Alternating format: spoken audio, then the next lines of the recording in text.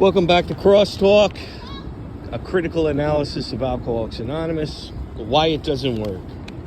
It doesn't work because it's predicated on a series of false assertions. The first one is the worst, of course. Step one, you are powerless over your addiction. We know today that this isn't true. An addict plays an active role in their ability to abstain or recover from their addiction, right? We know this. So why do we insist on lying to people and telling them that they are powerless? Well, I'll get to that in a minute. But this powerlessness is, according to Dr. Silkworth and Bill Wilson, of course, because he agreed with it, the whole thing suggests that we have a physical allergy and a mental obsession, right? The physical allergy asserts an alcoholic has a craving for alcohol that a quote-unquote normal drinker doesn't. So in other words, once you put alcohol in your body, you have no control over what's going to happen next. This is literally Dr. Jekyll and Mr. Hyde. Again, this is a false assertion. The mental obsession is put there by Bill Wilson to suggest that it makes us insane and that only God can restore us to sanity. So, okay, they get you in there. The first thing they do is tell you have a physical allergy, which isn't true. They tell you have this mental obsession. And the only reason they tell you that is to convince you to join the cult and practice the religion of Bill Wilson. You know, pray to Bill Wilson's God. So yeah, most people, like I said, this AA does not work. I mean, almost 100%. Like, you can make the argument 100% of the time, because the few people who do stay were probably going to quit anyway, and they just gave all the credit to AA. Or they actually enjoy the group dynamic. They get something out of it. They may or may not believe any of this psychobabble, but again, most people are gonna bounce real quick after about 3 to 6 months, because yeah, this is just nonsense, right? So, and why is powerlessness, the idea of being powerless so important? Because the only way to get you to turn your will in your life over to the care of God, in other words, the God of AA, i.e. Alcoholics Anonymous, the only way to join for life, you know, is to buy into that concept, because once you've been indoctrinated and you've convinced yourself that, yeah, I'm powerless over this addiction and only God can get me out of it, you're convinced then that you have a daily reprieve based on your attending AA meetings and praying to God every day and so on and so forth. So you're being led, you know, into a cult, right? It has nothing to do with drinking. And you will see, like, none of these steps have anything to do with drinking. The 12 steps are designed to get you to join the cult, and there's nothing in them that gives you any tools in which to, like, there's no cognitive emotive therapy. There's no, I mean, it's all nonsense. It flies in fact, I'll even go so far as to say it's worse than no treatment at all for an addict. Like, you're just fucking this person up worse. Okay? So it gets worse, though, because then we get into the 4th and 5th step, right? And Bill Wilson says that in order to find God, the acolyte must turn his will over to the care of God, and you have to remove all the things that separate you from God's power, right? So you have to become willing to let them go, and then you have to ask God to remove them, right? And for some reason,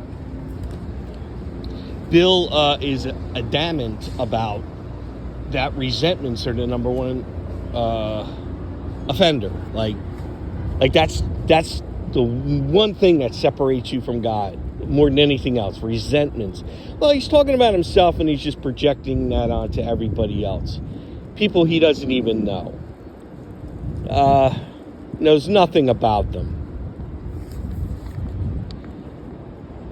And then you're directed to make a list of all the people you harmed. Now, this part, there may actually be some therapeutic value to it. I don't think it can hurt you to make a list of people you hurt, whether you're an alcoholic or not. Like that's just like something normal, people do in their everyday life. They take personal inventory. They, when they feel they have to apologize to somebody, they do. But what does that have to do with your addiction? Like, there's resentful, hateful, mean-spirited people doing vicious things to people in this world who don't drink or do drugs. And there are people who drink and do drugs who are very kind-hearted. So, again, what does any of this have to do with your addiction? Nothing.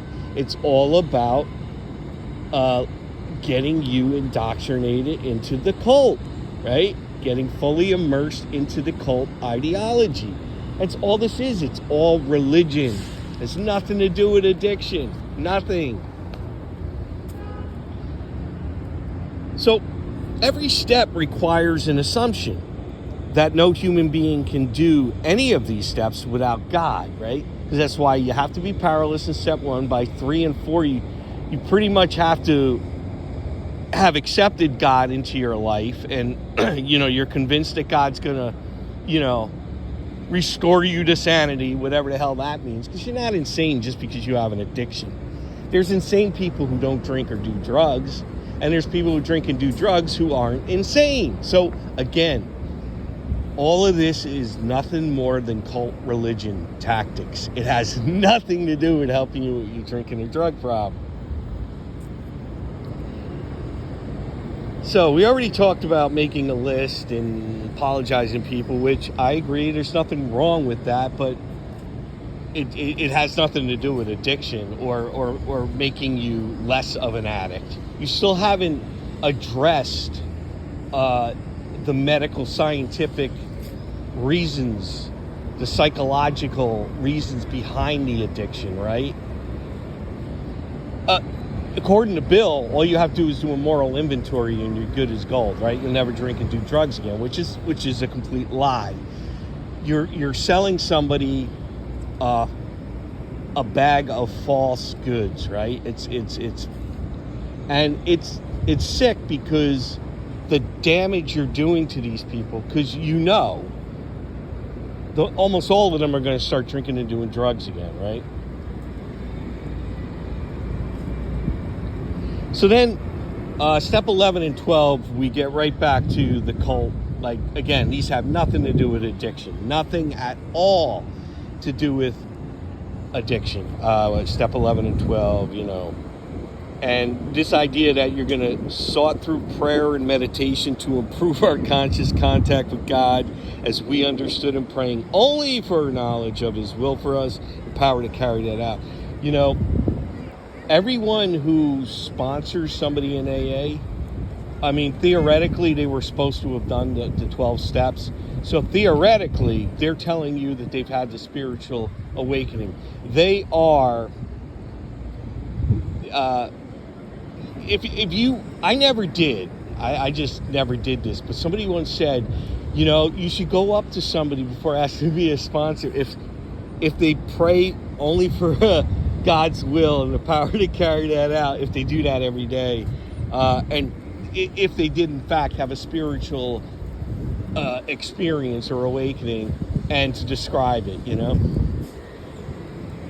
I think it's all, I'm not going to say you did or didn't. I have no way to prove that, but I know human beings pretty good, and I've watched the behavior of people who have time in AA, and you don't have you don't have God on speed dial. No, I'm not buying it. So where do we go from here? Let's see what else I got written down. Yeah, it's all pretzel logic. And that's why most people quit. And the sad part is the people who quit, almost all of them, almost all the people exposed to this garbage, they're going to quit, but they're going to be told, or they're going to be talked about after they're gone as somebody who didn't want it, couldn't work the simple program, etc. No, they were normal, rational people who, were given this false doctrine, like that you're powerless over an addiction, which is a lie. You're only told that because you have to be powerless to buy into the God of AA. I mean, that's one doesn't work without the other, right? And they do that right away, steps 1, 2, and 3. And then once you're hooked in, you just get more and more, your brains get scrambled because you've done nothing to deal with your addiction.